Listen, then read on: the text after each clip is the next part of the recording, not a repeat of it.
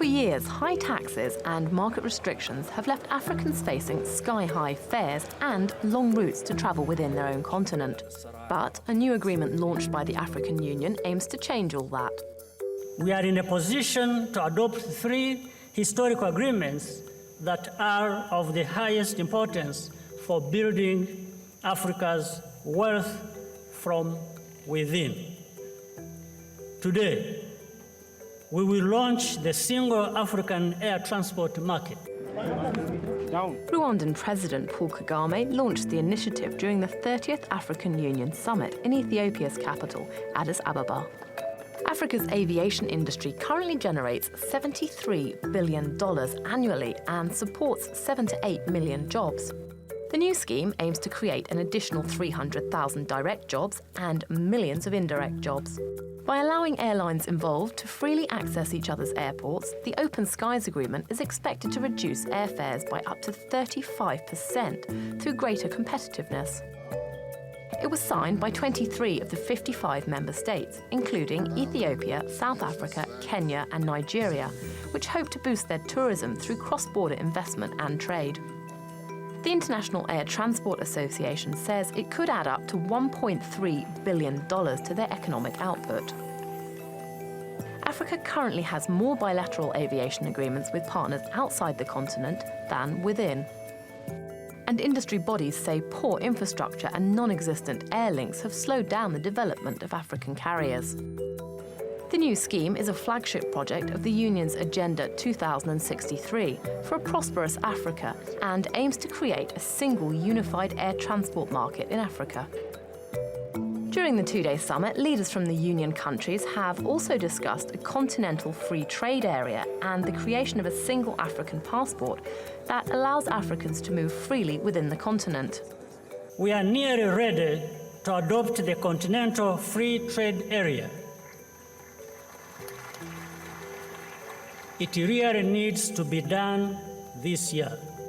The free trade area is expected to raise inter-African trade by 52%, or $35 billion, within the next 4 years, which will give a much-needed boost to unlocking the continent's economic potential.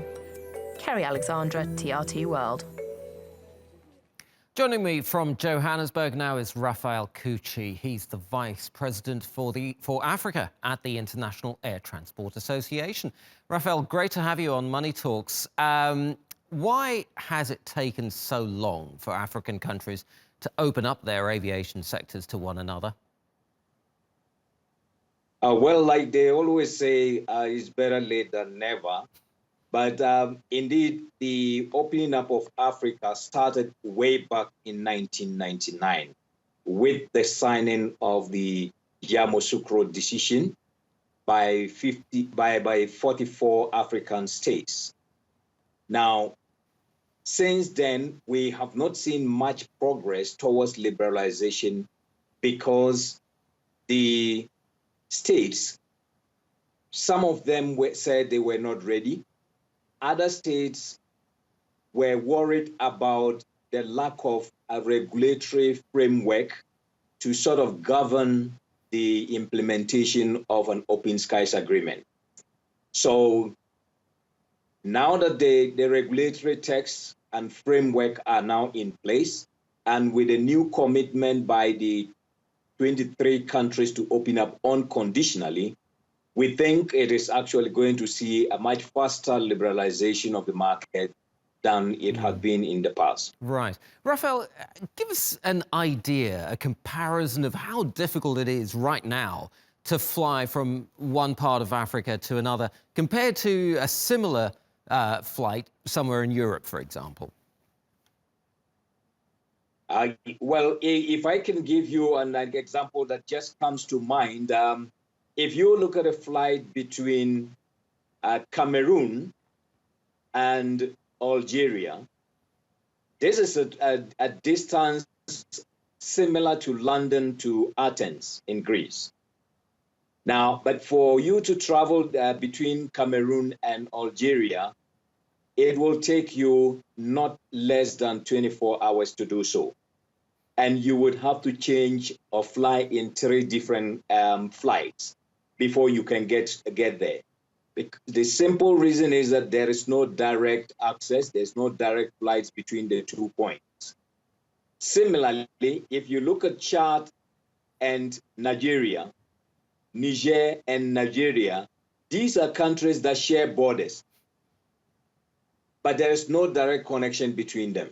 And so for you to fly to these points, you need to fly to a third African country before you connect to those countries. Now, when other regions in the world have liberalised their air markets, such as Southeast Asia between 2008 to 2011 and more recently as well, what impact did that have on those regions' economies?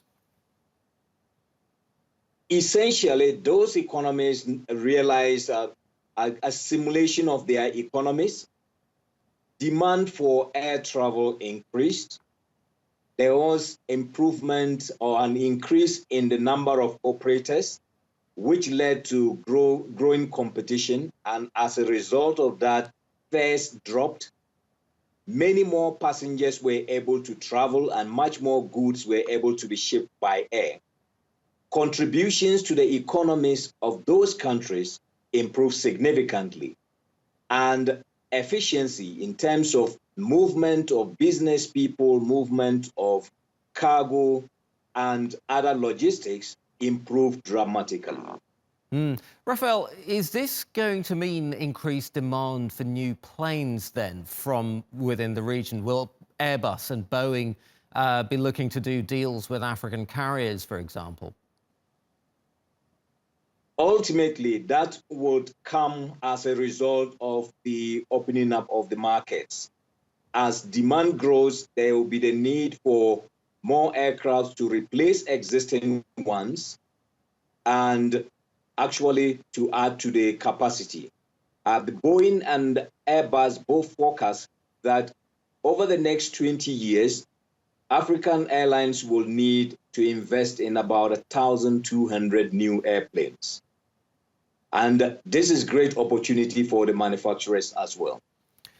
OK, we are going to have to leave it there. Raphael Kuuchi of the International Air Transport Association in Johannesburg, thank you very much indeed for your time.